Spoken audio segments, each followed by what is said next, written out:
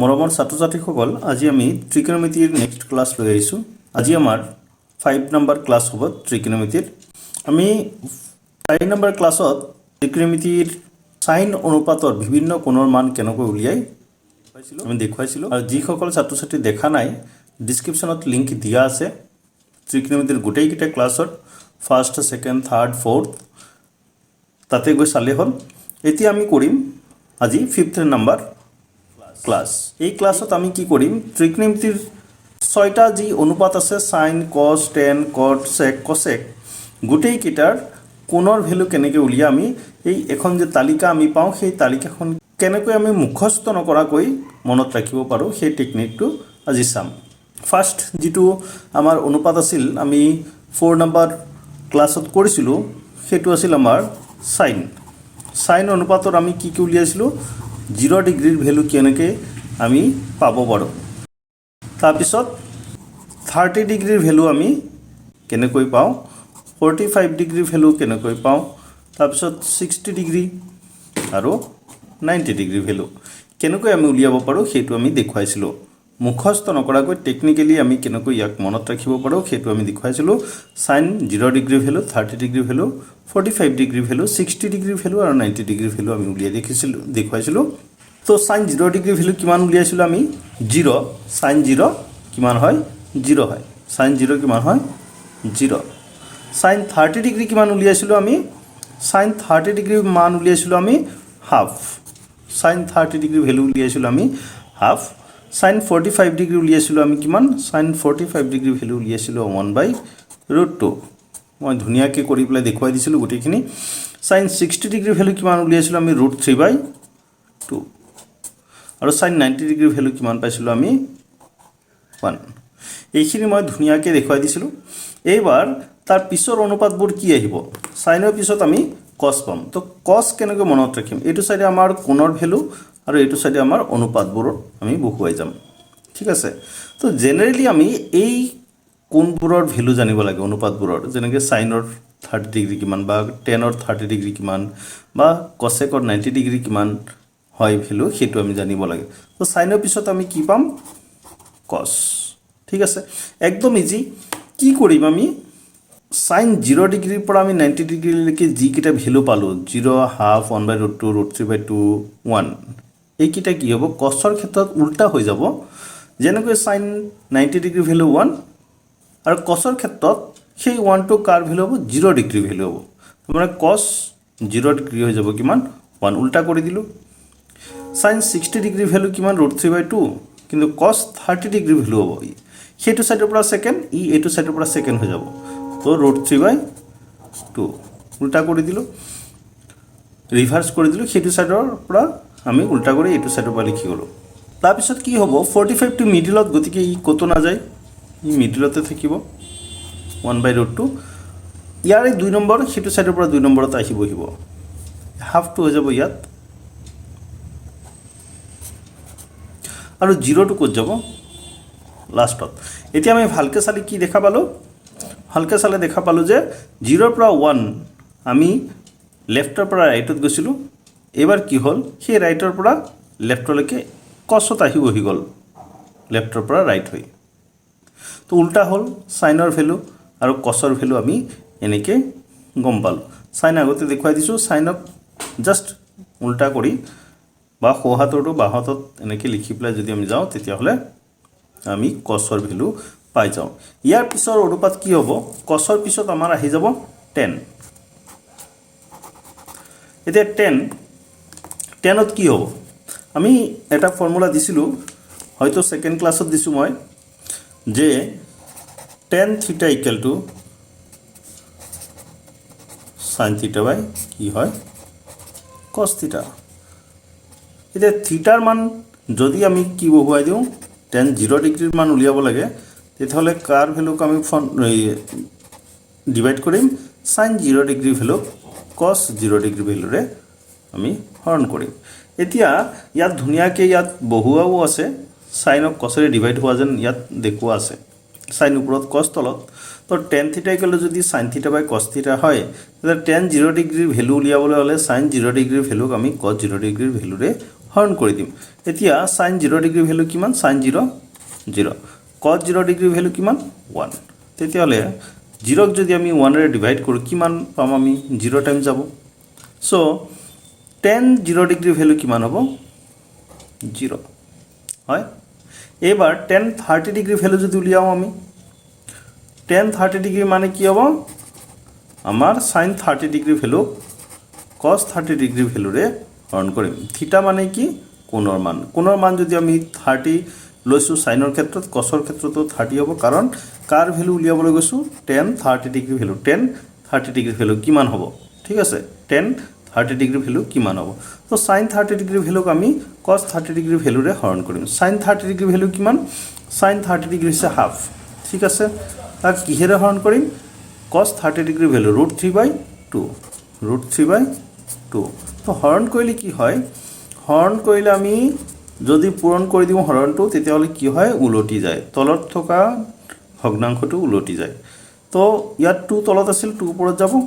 আৰু √3 তলত আহিব এই দুটা ক্যান্সেল কৰিলে কি হ'ব ওপৰত 1 তলত √3 তো এই 1/√3 কাৰ ভ্যালু হ'ব 1/√3 হৈ যাব আমাৰ tan 30 ডিগ্ৰী ভ্যালু তো tan 30 ডিগ্ৰী ভ্যালু কিমান হৈ যাব 1/√3 1/√3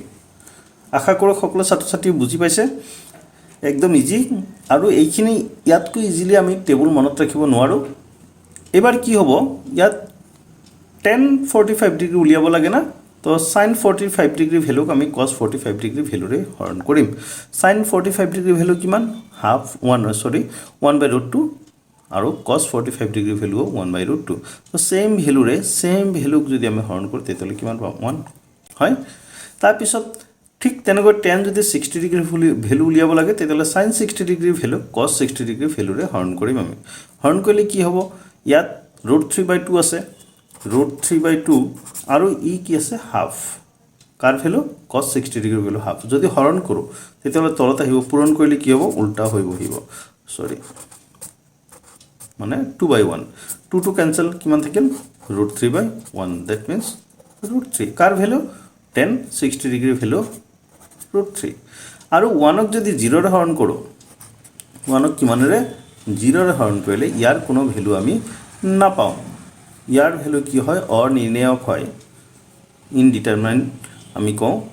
ইয়াক ডিটাৰমিনেট কৰিব নোৱাৰো আমি আৰু সেই কাৰণে আমি ইয়াৰ ভ্যালু কি লিখো অসীম বুলি লিখো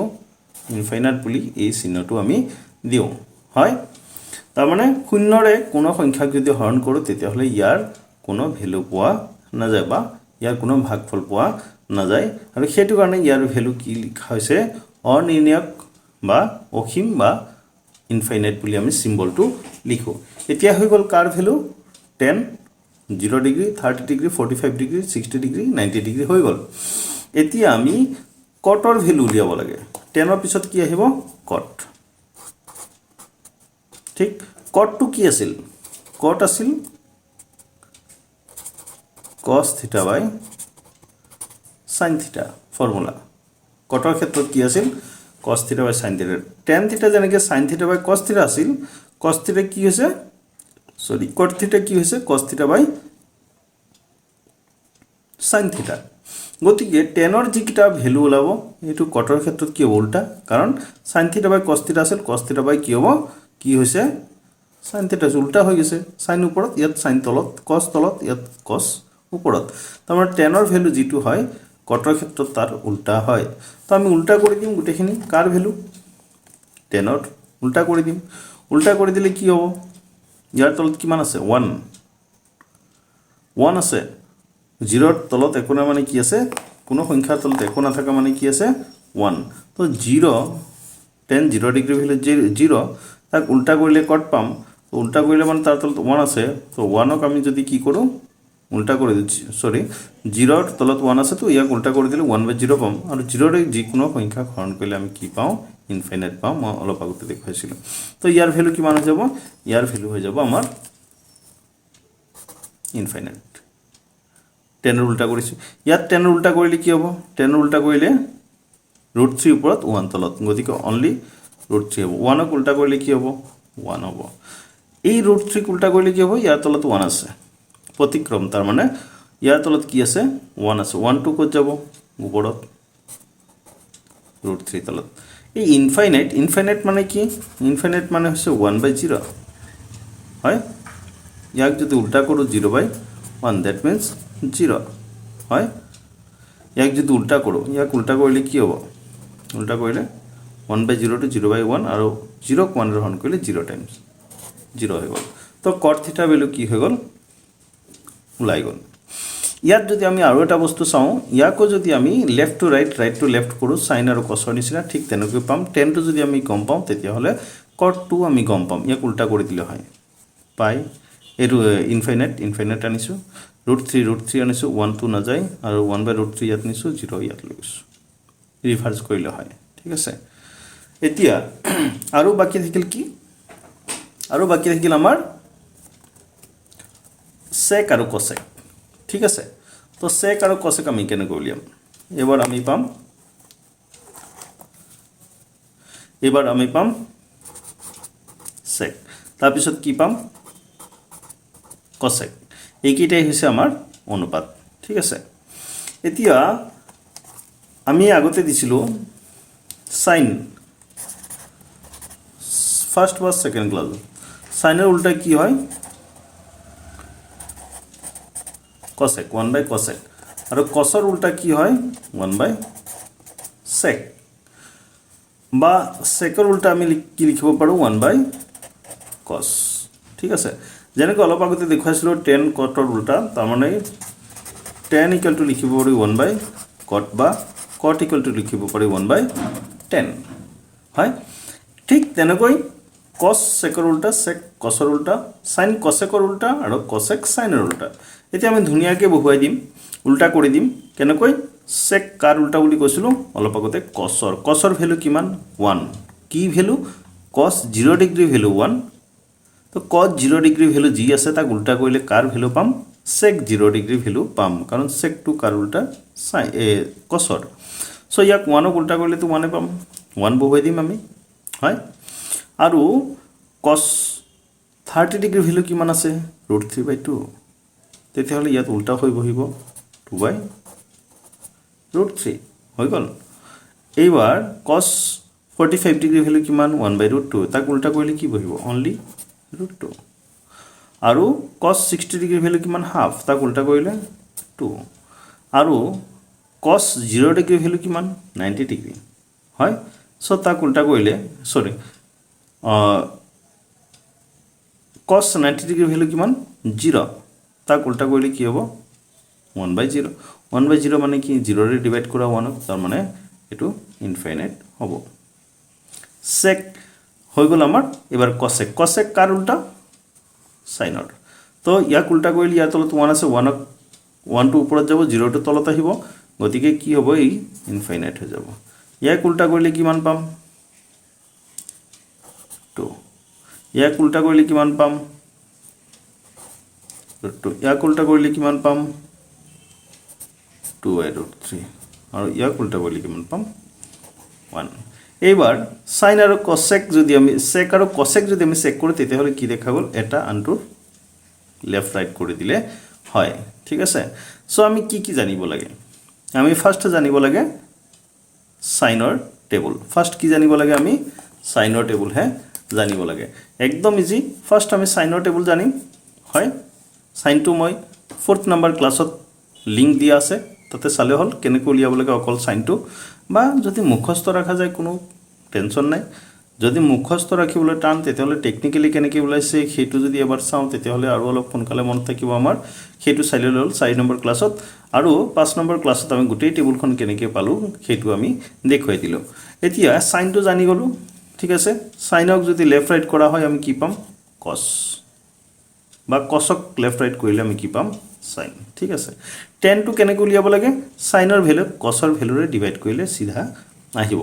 sin 4 যদি tan 45 ডিগ্ৰী লাগে তেতিয়াহলে sin 45 degree value cos 45 degree ভ্যালুৰে ডিভাইড কৰিলে যেটো পোৱা যায় হেতু হ'ব tan 45 ডিগ্ৰী ভ্যালু tan টো যেতিয়া আমি পাম তাৰ ৰাইটক cotৰ লেফট হিচাপে আমি বহুৱাম বা cot পাই গলে তাক উল্টা কৰি দিলে হল ঠিক তেনেকৈ sec টো কিমান কেনেকৈ পাইছিলো sec টো পাইছিলো আমি কচক উল্টা কৰি ঠিক আছে যেতিয়াই চেক পাই যাম তেতিয়া কি হ'ব কচেকো পাই যাম লেফট ৰাইট আমি উল্টাই দিম হৈ গ'ল এইখন আছিল আমাৰ গোটেই টেবুল একদম ইজি ছাত্ৰ ছাত্ৰীসকল গোটেই ফাৰ্ষ্টৰ পৰা 4 নম্বৰ ক্লাছলৈকে আমাৰ ডিছক্ৰিপশ্যনত লিংক দিয়া আছে যদি প্ৰথমৰ পৰা ক্লাছবোৰ চোৱা হয় তেতিয়াহ'লে ভালকৈ বুজি পাব চবে আশা কৰোঁ আজি যিখন ত্ৰিকোণমিতিক তালিকা আছিল আমাৰ যিখন গোটেই অনুপাতৰ ভ্যালু উলিয়াব লাগে কোণৰ মান সেইটো মই যিদৰে বুজাই দিছোঁ চবেই বুজি পাইছে তো যিসকল ছাত্ৰ ছাত্ৰী এতিয়ালৈকে মোৰ চেনেলটো ছাবস্ক্ৰাইব নকৰাকৈ চাই আছে প্লিজ ছাবস্ক্ৰাইব কৰিব আৰু ফৰৱাৰ্ড কৰিব কাৰণ আপোনালোকৰ ছাপোৰ্ট লাগিব আপোনালোকে ছাপোৰ্ট কৰিলেহে মই আগুৱাই যাব পাৰিম গতিকে যি শিকাইছোঁ অলপ চলপ যদি কিবা এটা লাভ পাইছে তেতিয়াহ'লে নিশ্চয় আপোনালোকে ছাবস্ক্ৰাইব কৰিব লগতে লাইক কৰি দিব কমেণ্ট কৰিব আৰু যদি কিবা বুজা নাই তেতিয়াহ'লে কমেণ্টত জনাব নেক্সট ক্লাছত আমি লগ পাম নতুন বস্তু লৈ পেলাই আকৌ ত্ৰিকোণমিতিৰ 6 নম্বৰ ক্লাছত ঠিক আছে তো আজিলৈ ইমানেই ধন্যবাদ